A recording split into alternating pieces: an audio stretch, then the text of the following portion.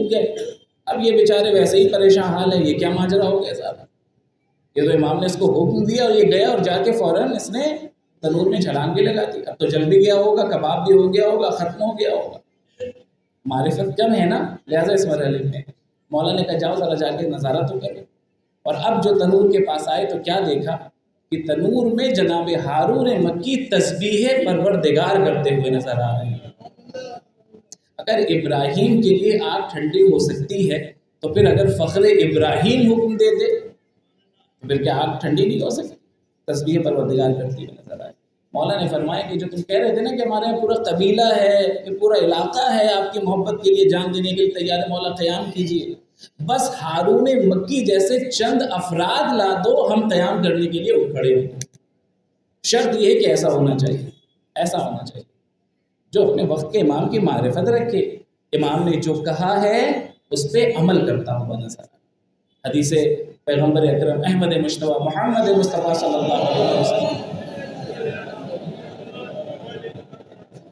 जिसमें आपने इरशाद फरमाया कि या अली अंता व शियातुका हुमुल फाइज़ून यौमल क़ियामा। ए अली आप भी कामयाब, आपका शिया भी कामयाब क़यामत के दिन। यह हदीस पैगम्बर है। ए अली आप भी कामयाब, आपका शिया भी कामयाब। अब सवाल ये पैदा होता है कि हम सब तो ज़बानी शिया होने के दावेदार हैं, हम सब कहते हैं कि हम शिया हैं, हम सब कहते हैं कि मौला के चाहने वाले, तो क्या वाकई हम फाइजून की मंजिल पे हैं, हम कामयाब हैं, कामरान हैं क़यामत के दिन? तो अब आइए गौर कर लीजिए इस लफ्ज़ शिया पे। लफ्ज़ शिया कहते किसे हैं? लफ्ज़ शिया के माना बस औक़ात कुछ बिरादरान ये कह देते हैं, मुझसे भी कहा गया है ये जुमला। जब मैं दुआ कराता हूँ, मेरे आपने अगर दुआओं पर गौर किया होगा तो मेरी दुआ का आगाज़ ही यही से होता है कि मेरे अल्लाह जहाँ जहाँ भी शियाने हैदर करार हैं उनकी हिफाजत फरमा। तो एक बिरादर थे जिन्होंने मुझसे कहा था कि मौलाना साहब ये कुछ अजीब सा लगता है जुमला, कुछ अजीब सा लगता है। मैंने कहा क्यों? कहने लगे आप बहरहाल एक मकतब की नुमाइंदगी कर रहे हैं, आपको सिर्फ शियों का नाम नहीं लेना चाहिए, आप कहिए कि दुनिया में जहाँ जहाँ भी मुसलमान हैं अल्लाह उनकी जान माल इज़्ज़त व आबरू की हिफाजत फरमाए। मैंने कहा हुजूर आप भी उसी लफ्ज़ में फंस के रह गए जिसमें बहुत देर लोग फंस जाते हैं। आप तो साहिब इल्म हैं, आप पढ़े लिखे हैं। यहाँ शिया के माने किसी गिरोह के नहीं है, किसी मसलक के नहीं है कि कहा जाए कि नहीं साहब सिर्फ शिया यानी शिया गिरोह नहीं। यहाँ शिया के माने हर उस इंसान के हैं जो अली के नक्शे कदम पे चल रहा है। जाइए लुग़त उठाइए, ज़रा थोड़ी सी मेहनत कीजिए और पढ़िए। शिया के माना क्या है? शिया के माना है बिल्कुल पीछे पीछे चलने वाला। किसके पीछे चलने वाला? आप सिर्फ शिया कहते हैं नहीं, आप कहते हैं शिया अली इब्न अबी तालिब, यानी अली इब्न अबी तालिब के नक्शे कदम पे चलने वाला जो कोई भी होगा हमारी निगाह में वो शिया है, हमारी निगाह में वो शिया है। जो भी अली के नक्शे कदम पे चल रहा हो, उसी जगह चल रहा हो जिस रास्ते पे चलने के लिए मेरे मौला और आका ने हमसे कहा है। अगर इस लफ्ज़ को समझना हो तो बहुत आसानी से समझा दूँ मैं आपके सामने। आपने महसूस किया होगा कि जब आप किसी के यहाँ कोई हादसा हो जाता है और जनाजे को लेकर कब्र की मंजिलों तक ले जाया जाता है तो इस अमल को क्या कहते हैं? व्हाट्सएप पे मैसेजेस तो आ ही जाते हैं कि फलां साहब का इंतकाल हो गया है, तशीए जनाजा इतने बजे होगी। तशीए जनाजा क्या मतलब? यानी जनाजे को लेकर के जाया जाता है कब्र की मंजिल तक और वो अफराद जो जनाजे में शरीक होते हैं उनको कहा जाता है कि ये तशीए जनाजा में शिरकत कर रहे हैं। तशीए जनाजा यानी जनाजे के शिया, वो अफराद जो जनाजे को लेके जा रहे हैं। अब आप मुझे इंसाफ से बताइएगा, क्या कभी आपने देखा कि जनाजा पीछे चल रहा हो और लोग आगे चल रहे हों और आप कहें हुजूर तशीए जनाजा हो रही है? कभी देखा आपने? हरगिज़ नहीं।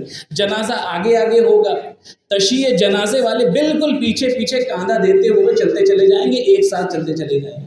यही मरहला है।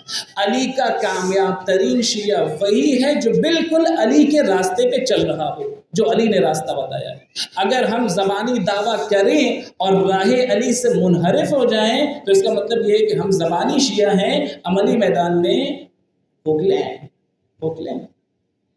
8वें सरकार का ही तज़किरा आया था तो सुनते चलिए, बेअमल शिया और बाअमल शिया। सलवार भेजे मिलजुल के मोहम्मद व आले मोहम्मद।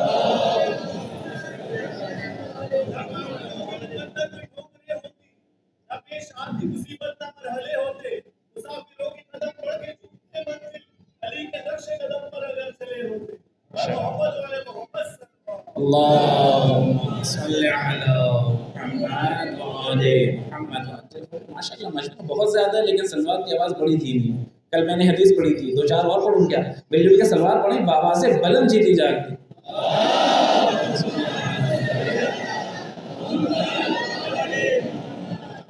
اور بار بار کہتا ہوں کہ میں یہ گزارش اپنے بزرگوں سے نہیں کہتا بلکہ ان بزرگان دین سے کہتا ہوں جو ٹیک لگا کے بیٹھے رہتے ہیں, جن کا سن تو 18 سے 25 سال تک کا ہے لیکن بزرگی اتنی حاوی ہو گئی کہ ان کو دیوان کی ضرورت پڑ جاتی ہے. تو ان سے گزارش ہے کہ کم سے کم بابا سے بلند سلوات بھیجا کریں. اب آپ ادھر ادھر نہ دیکھیں, مل جل کے سلوات پڑھیں محمد وآل.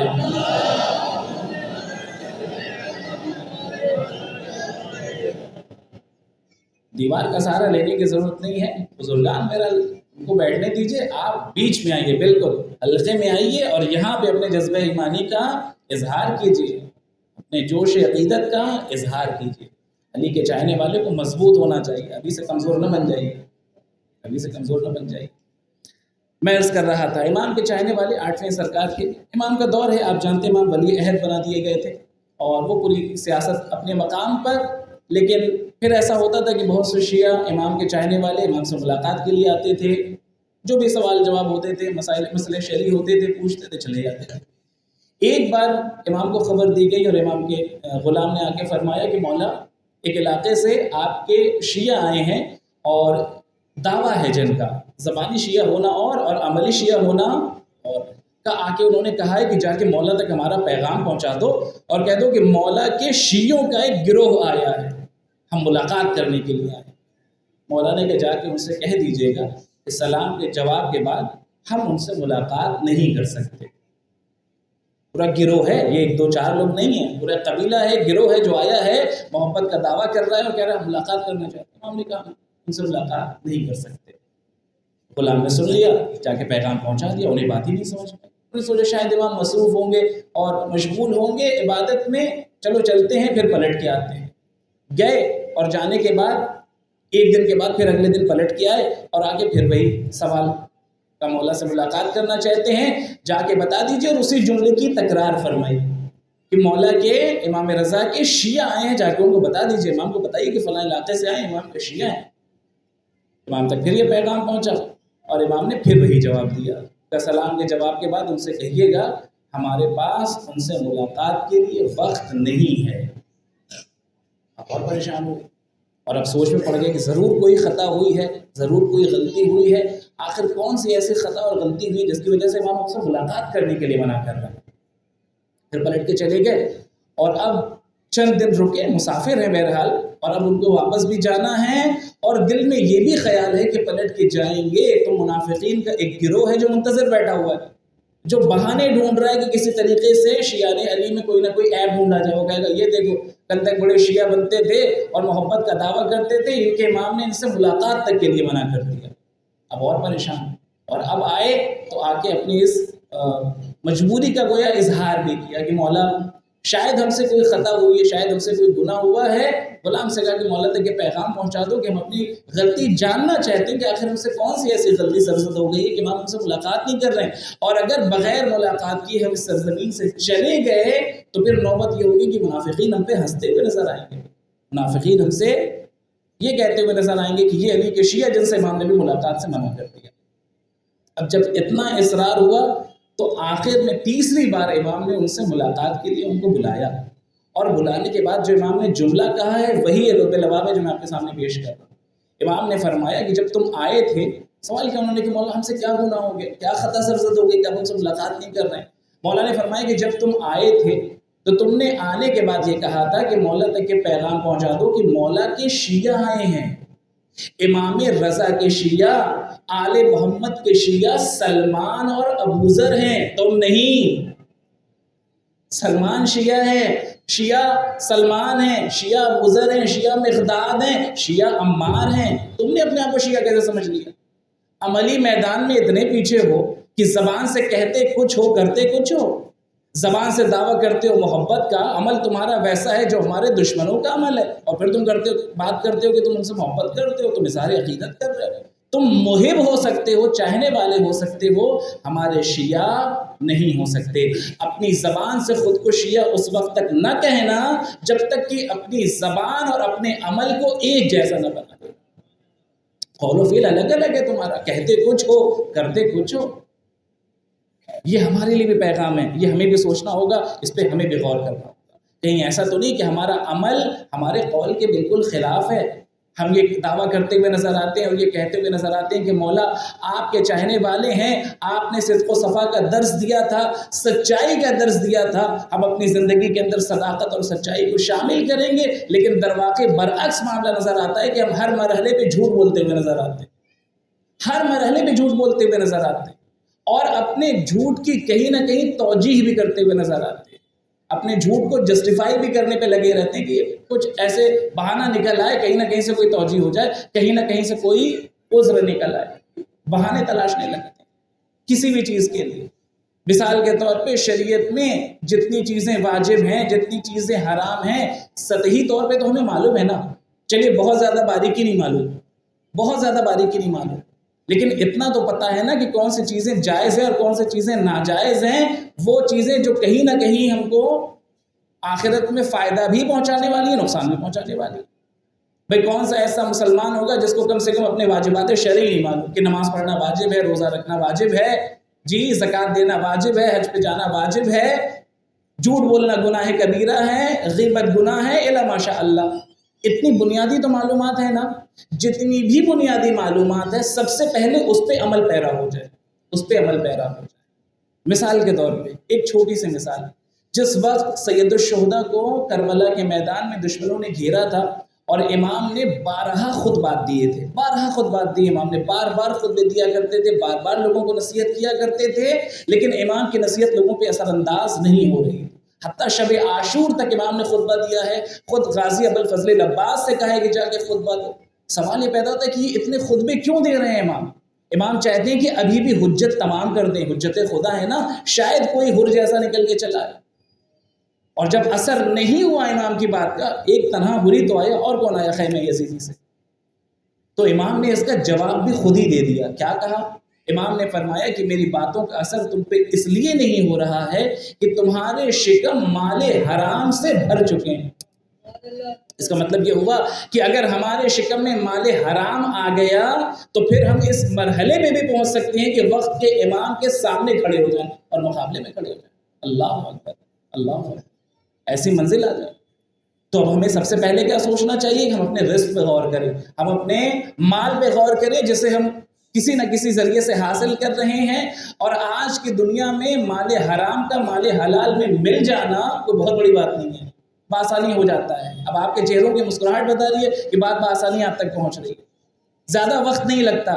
आप किसी महकमे में हैं, किसी फील्ड में हैं, लोग पहुंचे आपके पास, सरकार ये काम हमारा करवा दीजिए, और कुछ भी नहीं, एक मुख्तसर सा छोटा सा तोहफा लाए हैं, आपकी खिदमत में पेश कर रहे हैं जी। और ये बआसानी कह दिया जाता है हमारे यहाँ कि हुजूर तनख्वाह तो हमारी कुछ और है और बाकी चीज़ें कुछ और हैं। चल रही है रोज़ी रोटी, अल्लाह दे रहा है, अल्लाह नवाज रहा है। ये अल्लाह नहीं दे रहा है, ये शैतान की दावत है जो आपको राह हक से दूर करने के लिए। अल्लाह नहीं दे रहा है। अल्लाह ने रिस्क हलाल में इतनी बरकत दी है कि आपको रिस्क हराम की ज़रूरत नहीं पड़ेगी, नहीं पड़ेगी, बरकत है। और ये जुमला मैं आपके सामने जोशे खिताबत पे नहीं कह रहा हूँ, ये रवायात का मफहूम है। हलाल रिस्क में इतनी बरकत होती है कि इंसान कभी तंगदस्त नहीं होता, लेकिन हराम रिस्क जितनी तेज़ी से ख़त्म हो जाता है इंसान को एहसास भी नहीं होता, कभी नहीं पता चलता, वक्त ही नहीं लगता कब आया और कब ख़त्म हो गया। जिस वक्त आता है आदमी सोचता है लो भाई बड़ा लंबा हाथ मारा है, लेकिन थोड़ी देर में उसे एहसास हो जाता है। और जिस वक्त ये कैफियत हो जाए, एक लम्हे के लिए सोचिएगा, फ़र्ज़ कर लें ऐसे किसी माहौल में गिरफ्तार हो जाए, हो सकता है किसी इंसान ऐसे फील्ड में हो कि जहाँ उसको पेशकश की जाए, जहाँ उसके लिए ऐसे गोया फ़िज़ा हमवार हो, क्या करे फिर ऐसे मौके पे? फरमाया ऐसे मौके पे ये करे कि एक लम्हे के लिए आँखों को बंद करे और ख़याल करे इमाम हुसैन के उस जुमले को कि जिसके शिकम माले हराम से भर गए हों, फिर उस पर वक्त के इमाम की नसीहत असरअंदाज नहीं होती। अगर खुदा न खास्ता हमारे माले हलाल में भी माले हराम मिल गया तो कहीं ऐसा ना हो कि वक्त का इमाम हमें बुलाता रह जाए और हम कहीं और जाते हुए नजर आए। ہمارا امام بھی تو ہمیں دیکھ رہا ہے نا، ہمارا امام دیکھ رہا ہے۔ مرزا دبیر اعلی اللہ مقاموں نے ایک پورے واقعے کو نظم کیا ہے، مال حرام پہ بات آئی ہے تو سنتے چلیے۔ بہت خوبصورت واقعہ ہے اور بہت خوبصورت جس کے جملات ہیں، جس کو نقل کیا ہے مرزا دبیر نے اشعار میں۔ بہت سی چیزیں ایسی ہوتی ہیں جس وقت آپ نثر میں پیش کیجئے تو اس کا الگ ہی لطف ہوتا ہے، لیکن اگر اسے منظوم کر دیا جائے اور نظم میں اور اشعار میں پیش کیا جائے تو اس کا ایک الگ ہی لطف ہوتا ہے۔ بھائی آج آپ دیکھ لیں، میں دعوے سے بات کہہ رہا ہوں اور ممبر سے بات کہہ رہا ہوں کہ جب ہم مصائب پڑھتے ہیں تو وہ ایک الگ ہی کیفیت ہوتی ہے، جب آپ کے سامنے میر انیس کے مرثیے پڑھے جاتے ہیں پھر ایک الگ ہی کیفیت ہوتی ہے۔ کیا کہنا، خدائے سخن کیا جادو تھا ان کے اس الفاظ میں اور اس الفاظ کی ترکیب میں، جیسے آج سارے نوحہ خان پڑھتے ہوئے نظر آتے ہیں، سارے مرثیہ خان پڑھتے ہوئے نظر آتے ہیں۔ اور احسان ہے خدا کی قسم، میرا جملہ یاد رکھیے گا، میر انیس اور مرزا دبیر کا احسان ہے ہندوستان میں فروغ عزاداری کے لیے۔ آج جتنی عزاداری گھر گھر میں پھیلی ہے نا، یہ ہمارے جیسے خطیبوں نے نہیں پہنچائی۔ یہ خطابت کی شروعات تو بھی چند سال پہلے ہوئی، جائے بزرگوں سے پوچھیے گا کتنا زمانہ ہوا ہے خطابت شروع میں، چند سال گزرے ہیں۔ یہ کوئی خطابت بہت پرانی خطابت نہیں ہے جو آپ کے سامنے ممبر پہ کی جا رہی ہے۔ ممبر سے صرف اور صرف مرثیہ خوانی ہوا کرتی تھی، مرثیہ خوانی۔ اور کربلا کا واقعہ جس وقت آپ میر انیس کی زبان سنیں گے تو آپ کو ایسا محسوس ہوگا ایک لمحے کے لیے کہ آپ کربلا کے میدان میں موجود ہیں۔ یہ معجزہ ہے، خدائے سخن ایسے ہی نہیں کہتے، مقام ہے میر انیس کا۔ خدا نے ذکر کے صدقے میں اس عظیم شخصیت کے درجات کو بلند سے بلندتر فرمائے۔ ایک سلوات بھیجیں ان کی عظمت روح کے لیے اور روح کو شاد کریں۔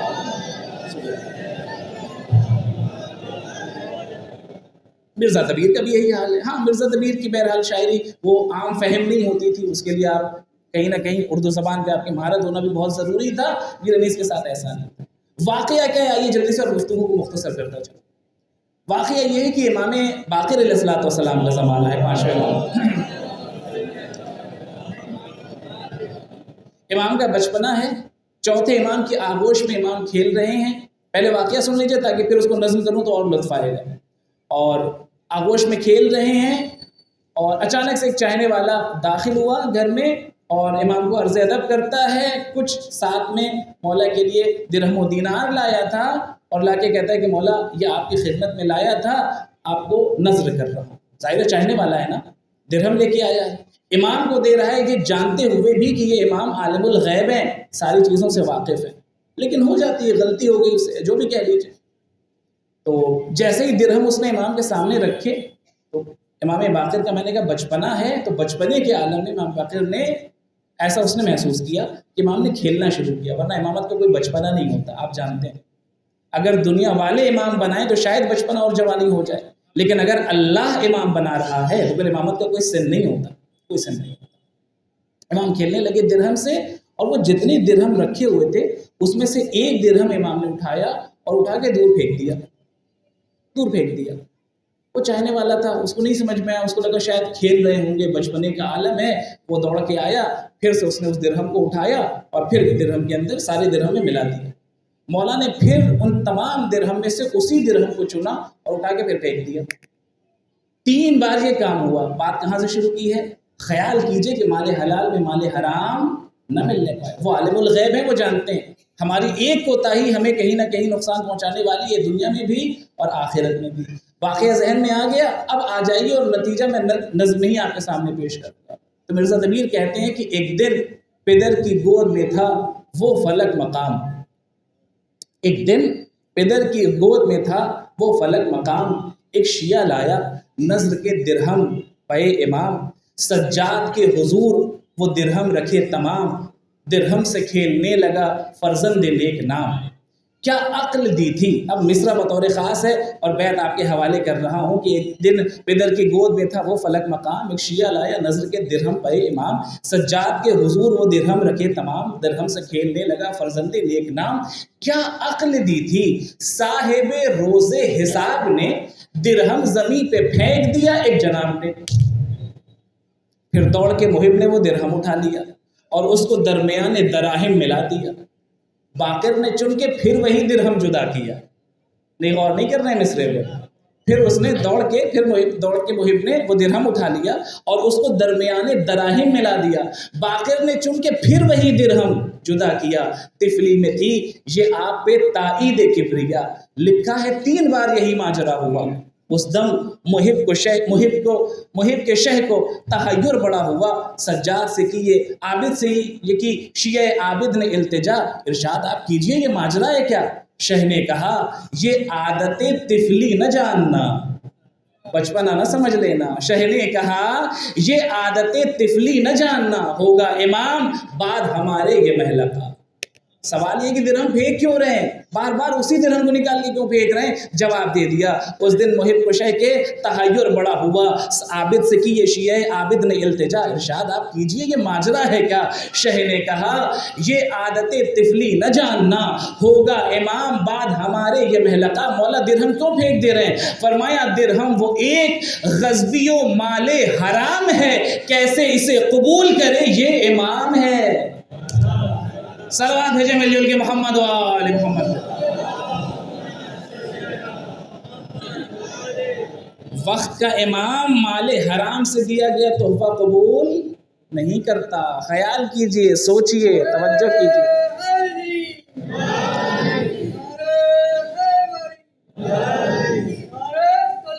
اللہم صلی علی محمد و آل. غور کیجئے زانے گرامی، ان تمام چیزوں پہ توجہ کرنا چاہیے. کہیں ایسا تو نہیں ہو رہا کہ کہیں نہ کہیں ہماری غلط فہمی ہمیں اس موڑ پہ لا کے کھڑا کر دے کہ پھر وقت کا امام بھی ہم سے تحفہ لینے میں اور ہدیہ لینے میں انکار کر دے. ہو سکتا ہے وہ نہیں جانتا تھا نا. اب کہاں سے آیا اس کی تفصیل اپنے مقام پر نہیں لکھی ہے تاریخ میں کہ آخر اس کے ساتھ ایسا ماجرا کیسے پیش آیا. امام کا چاہنے والا ہے تو ظاہر جانتا ہے کہ امام عالم الغیب ہے، لیکن کہیں نہ کہیں سے مال حرام مل گیا تھا.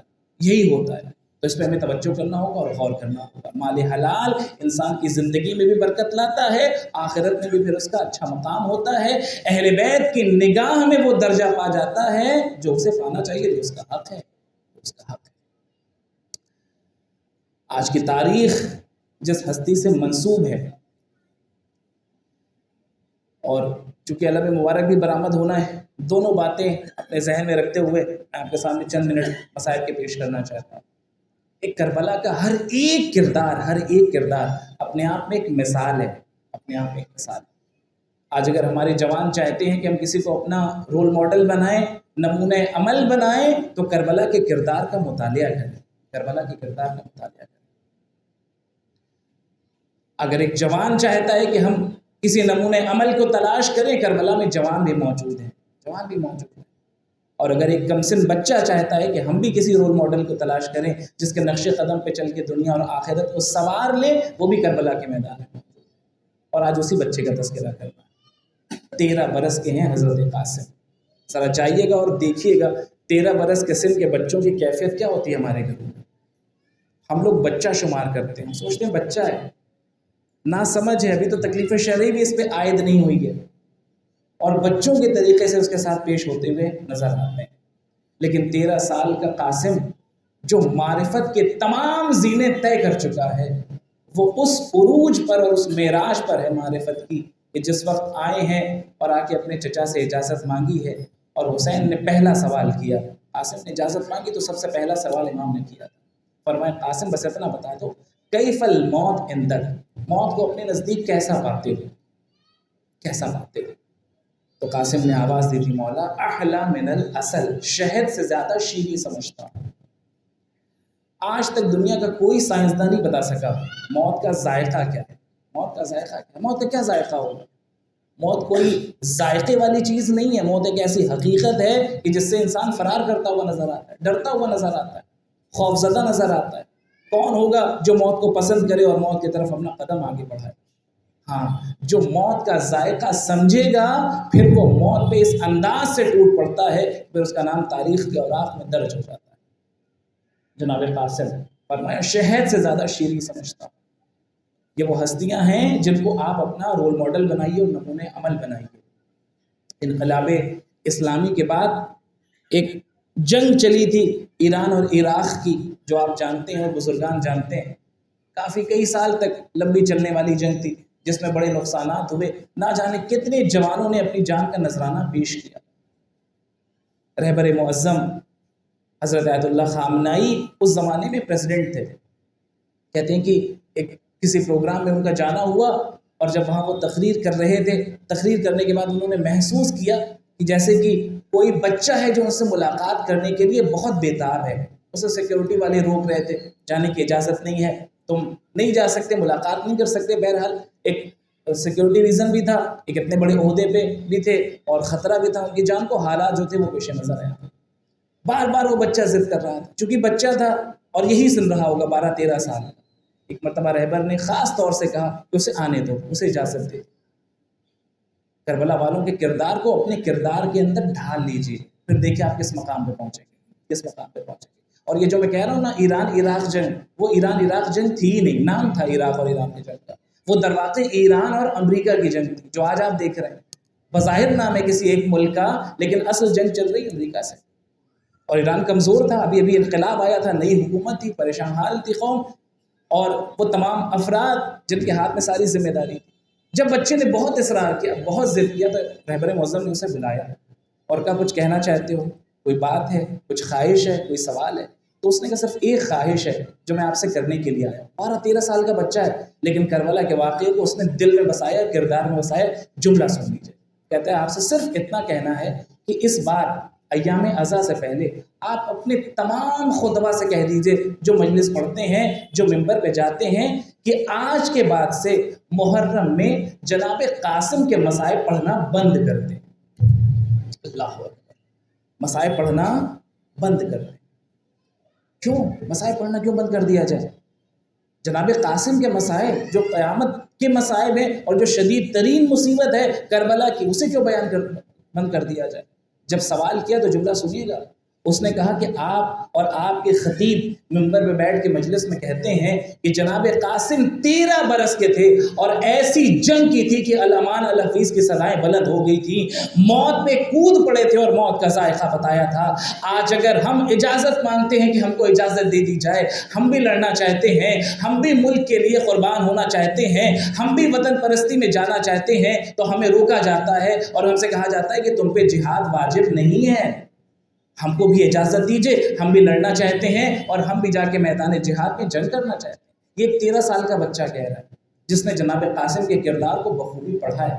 جناب قاسم کے کردار، 13 برس کا بچہ آگے کہہ رہا ہے چچا بس اتنا بتا دیجئے، کیا شہداء کی فہرست میں میرا نام نہیں ہے؟ امام حسین نے فہرست گنائی تھی شب عاشور، سب کا نام بتایا، سب کا نام باری باری بتایا، لیکن جناب قاسم کا نام نہیں آیا. آئے اور آ کے ہاتھوں کو جوڑ کے کہتے ہیں چچا کیا اس فہرست شہداء میں میرا نام نہیں ہے؟ مولا نے فرمایا قاسم بس اتنا سمجھ لو کہ شہداء کے فہرست میں تمہارا بھائی علی اصغر بھی ہے. تڑپ گئے جناب قاسم، تڑپ گئے جناب قاسم، جو ابھی تک شہادت کا جذبہ لے کے آئے تھے اور شوق لے کے آئے تھے شہادت کا. ایک مرتبہ آنکھوں سے آنسو بہنے لگے اور آواز دی چچا کیا یہ فوجیں بے حیا خیموں میں چلے آئیں گے؟ کیا یہ فوجیں بے حیا خیموں میں چلے آئیں گے؟ میرا بھیا اصغر تو میدان میں جانے کے قابل نہیں ہے، اصغر کیسے شہید کیا جائے گا؟ حسین نے آواز دی قاسم اصغر کو میں خود لے کے جاؤں گا کربلا کے میدان میں، اور اصغر میری طرف سے آخری حجت ہوگا جسے حجت خدا تمام کرے گا. میں کہوں گا قاسم تمہارے دل میں اتنا خیال تھا اور تم اپنے جذبات پہ قابو نہ رکھ پائے کہ کہیں یہ فوجیں بے حیا خیموں میں نہ چلی آئیں، تو قاسم ذرا شب عاشور آ جاؤ، فوج خیمے میں داخل ہو چکی ہے، بیویاں ایک خیمے سے دوسرے خیمے، دوسرے خیمے سے تیسرے خیمے. اجرکم اللہ، اجرکم اللہ. جناب قاسم نے اجازت تو لے لی اور اپنا نام فہرست شہداء کے اندر تو پا لیا، لیکن ابھی اجازت نہیں مل رہی ہے. صبح عاشور سے بار بار اجازت لینے کے لیے آتے ہیں، ماں فروا ہیں جو بار بار بھیج رہی ہیں، بار بار اجازت لینے کے لیے آتے ہیں. حسین اجازت نہیں دیتے. میں نے شاید 1 دن پہلے یا 2 دن پہلے جب جناب اور محمد کے مسائل پڑھے تھے تو ایک جملہ کہا تھا، اگر آپ کے ذہنوں میں محفوظ ہو، کہ جو انسان اپنے بھائی اور بہن سے محبت کرتا ہے پھر ان کی اولاد سے بھی محبت کرتا ہے. جب بہن کو دیکھتا ہے، جب بھانجوں کو دیکھتا ہے بہن کا عکس نظر آتا ہے، بھتیجے کو دیکھتا ہے بھائی کا عکس نظر آتا ہے. یہاں بھی یہی کیفیت ہے. قاسم اجازت لینے کے لیے آتے ہیں، جیسے ہی ہم شبیہ حسن حسین سے مخاطب ہوتے ہیں، حسین کی آنکھوں سے آنسو بہنے لگتے ہیں اور ایک جملہ کہتے ہیں، میرے لال تجھے مرنے کی کیسے اجازت دے دوں؟ تو میرے بھائی کی نشانی ہے، تو میرے بھائی کی نشانی ہے، میں کیسے تجھے مرنے کی اجازت دوں؟ میں تجھے مرنے کی اجازت نہیں دے سکتا۔ بار بار سوال کیا، حسین نے منع کر دیا۔ خیمے میں آ گئے اور مایوس ہو کے تھوڑی دیر کے لیے بیٹھے ہیں۔ فروا نزدیک آئیں، آگے کہتی ہیں، قاسم تم ابھی تک زندہ ہو اور محمد قربانی دے چکے ہیں، اور محمد قربان ہو چکے ہیں، تم ابھی تک زندہ ہو۔ قاسم نے آواز دی، ہمیں اجازت نہیں مل رہی ہے، اما آپ کوئی سبیل کریں، آپ کوئی راستہ نکالیں۔ فرما آئی اور آ کے وہی سوال کیا، وہی جملہ دہرایا جو اکثر بیویاں کہتی تھیں، مولا بس اتنا بتا دیجئے، آپ کے بھیا کی شہادت کے بعد کیا میں نے کبھی کسی خواہش کا اظہار کیا؟ کیا میں نے آپ سے کبھی کوئی سوال کیا؟ آواز دی، کیسی باتیں کر رہی ہیں، آپ نے ہم سے کسی خواہش کا اظہار نہیں کیا۔ کہ مولا تو پھر پہلی اور آخری خواہش یہ ہے، میرے قاسم کو مرنے کی اجازت دے دیجیے۔ حسین نے ابھی بھی اجازت نہیں دی ہے، میں کیسے اجازت دے دوں؟ بھائی کی نشانی ہے۔ گفتگو چل ہی رہی تھی، ایک مرتبہ کیا دیکھا، قاسم مسکراتے ہوئے ہاتھوں میں وہ تعویذ لے کے چلے آ رہے ہیں جو بابا نے بازو پہ باندھا تھا، اور یہ کہہ کے باندھا تھا، قاسم جب سخت ترین مشکل میں گرفتار ہو جانا تو پھر اس تعویذ کو کھول لینا جو تمہارے بازو پہ باندھا گیا۔ اب اسے سخت ترین دور کیا ہوگا؟ تعویذ کو کھولا تو کیا دیکھا؟ کہا، قاسم خیال رکھنا، جب میرا بھائی یکو تنہا ہو، سب سے پہلے بھائی میں جان نچھاور کرنا۔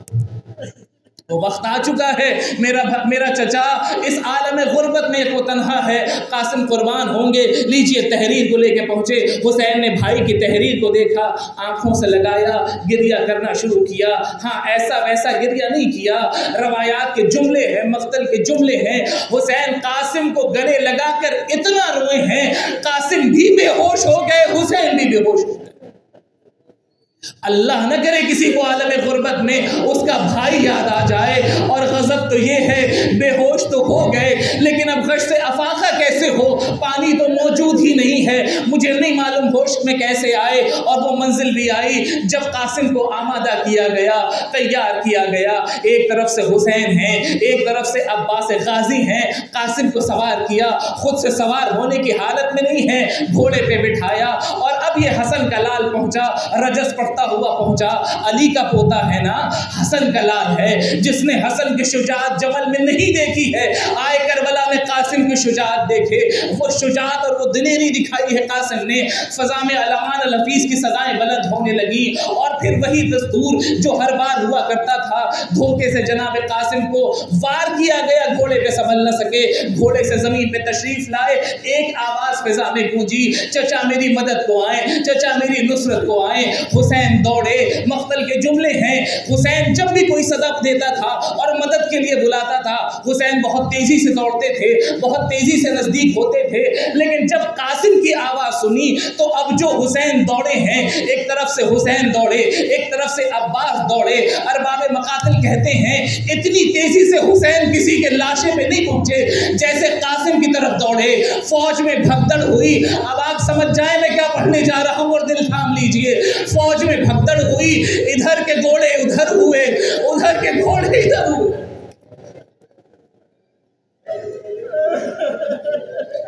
قاسم کا لاشا زندگی میں پامال ہو گیا۔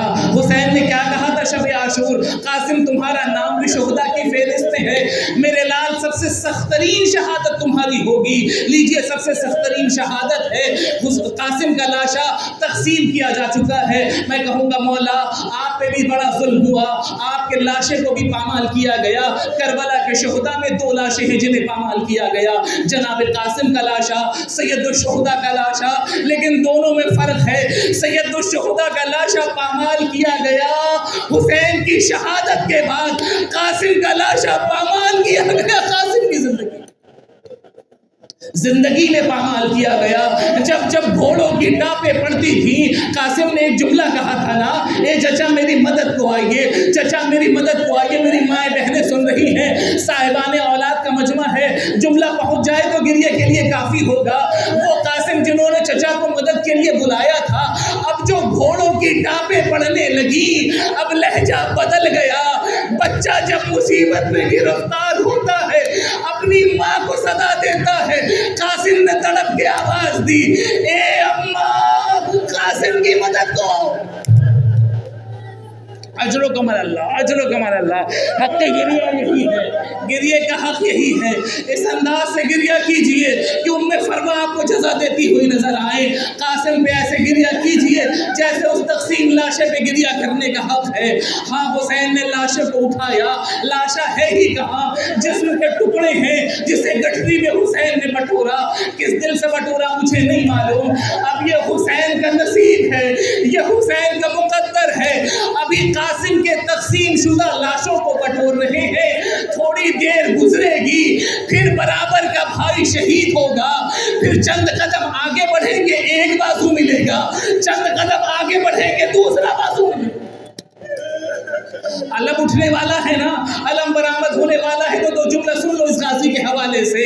ہاں یہ وہ غازی وہ ہے جس پہ بھائی کو بڑا ناز تھا، بھائی کو بڑا بھروسہ تھا، اور جس وقت حسین نے عباس کے بازو اٹھائے، حسین کے دل پہ کیا گزری مجھے نہیں معلوم، لیکن حسین سے زیادہ بھروسہ کسی اور کو بھی تھا، اور وہ کس کو تھا؟ وہ عباس کی ماں ہے جسے اپنے غازی پہ اتنا بھروسہ کہ جب تک میرا غازی زندہ ہے تب تک زینب کے پردے پہ آنچ نہ آئے گی۔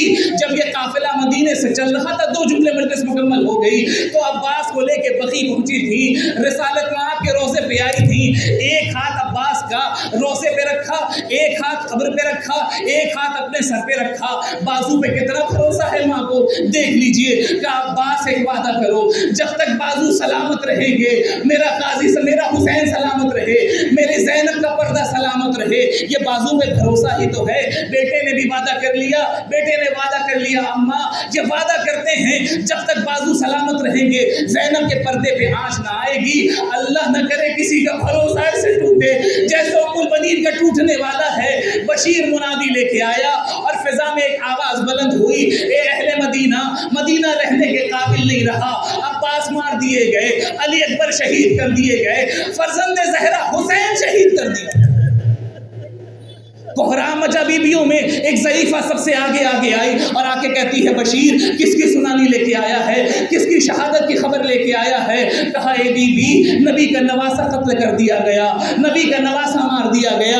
اس بی بی کو یقین نہیں آتا، پھر سوال دہرایا کس کی سنانی لے کے آیا ہے، کس کی شہادت کی خبر لے کے آیا ہے؟ کہا زہرا کا لاڈلا مار دیا گیا، علی کا لخت جگر مار دیا گیا۔ اب اس بی بی کو یقین تو نہ آیا، لیکن جب بار بار ایک جملہ سنا، ایک مرتبہ نجف کا رخ کیا، کتنا بھروسہ ہے ماں کو سنیے گا، نجف کا رخ کیا اور ایک جملہ کہا، سن رہے ہو نجف میں سونے والے میرے مولا، میرا حسین مار دیا گیا، تمہارے عباس نے مدد نہ کی۔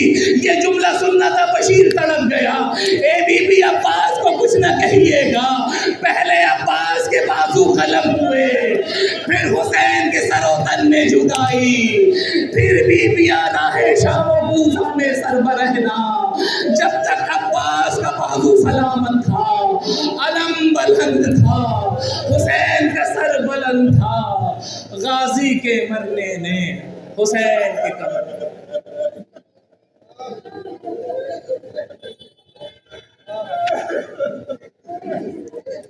انا للہ انا الیہ راجعون، رضا بقضائہ وتسلیما لامرہ، فسيعلم الذين ظلموا أي منقلب ينقلبون، ألا لعنة الله على القوم الظالمين۔